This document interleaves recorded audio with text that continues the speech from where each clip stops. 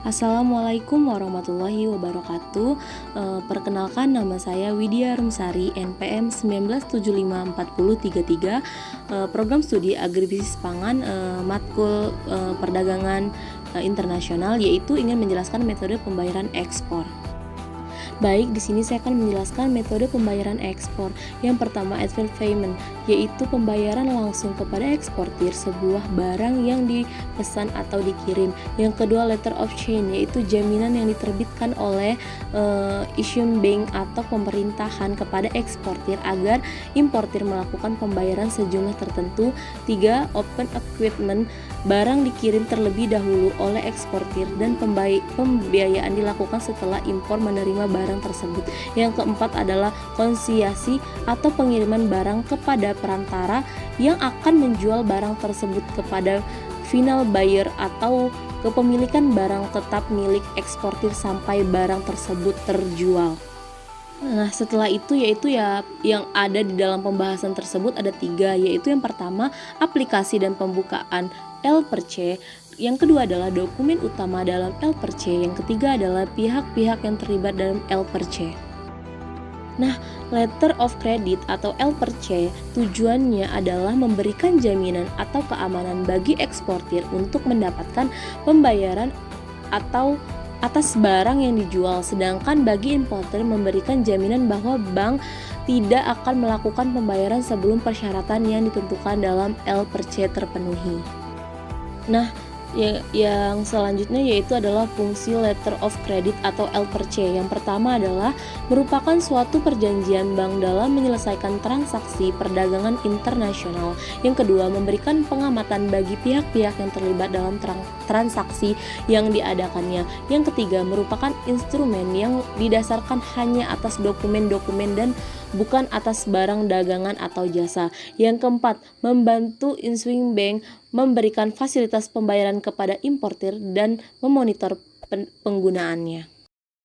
Nah, yang selanjutnya yaitu letter of credit L/C yang dikirim oleh opening bank kepada koresponden bank. Biasanya terbentuk yang pertama adalah surat atau email L/C, yang kedua adalah latex atau cable L/C, yang ketiga adalah the social of warrant international bank possession telecommunication atau SWIFT.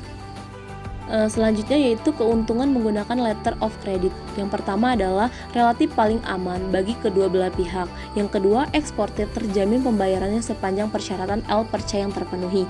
Yang ketiga, penjaminan atas pembayaran adalah bank, bukan importir. Yang keempat adalah eksportir telah terhindar dari risiko kredit dari importir.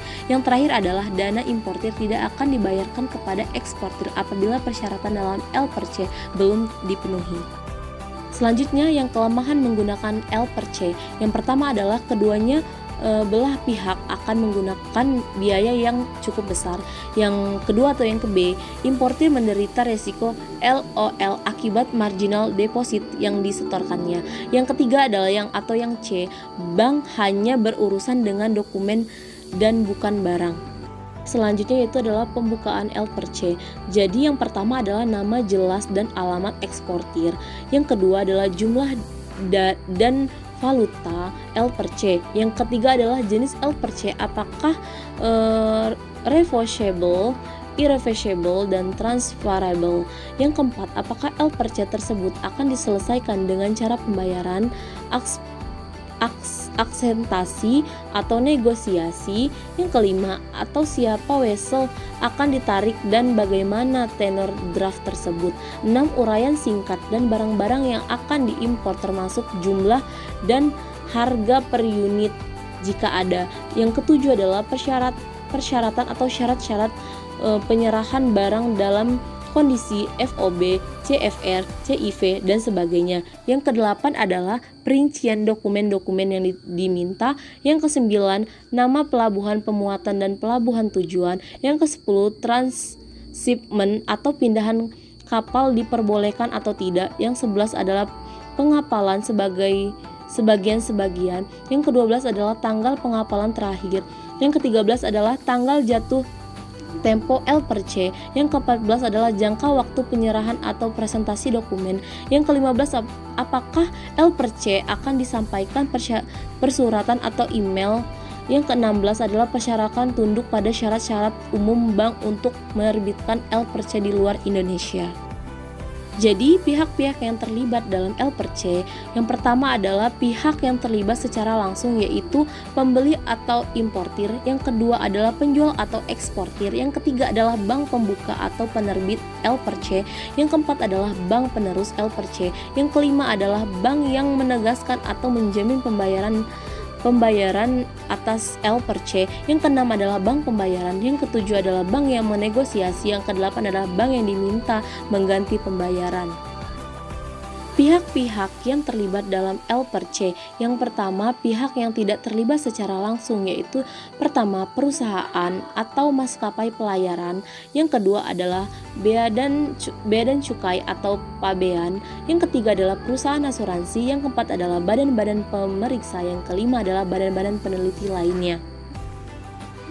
Tata cara memahami syarat dan kondisi el perche, yang pertama adalah authentic el perche, yang kedua adalah applement, yang kedua adalah insuling bank, yang keempat adalah date of pledge, yang kelima adalah date and pledge of expiry, yang keenam adalah transfer credit, yang ketujuh adalah confirmation, yang kedelapan adalah amount, yang kesembilan adalah availability, yang ke-10 adalah draft, yang ke-11 adalah partai simpen, yang ke-12 adalah insurance, yang ke-13 adalah transport details, yang ke-14 adalah description of good, yang ke-15 adalah term, yang ke-16 adalah presentation period. Untuk yang terakhir itu adalah dokumen utama dalam el perche itu yang pertama adalah draft, yang kedua adalah commercial invoice, yang ketiga adalah bill of lading, yang keempat adalah packing list, yang kelima adalah policy assurance.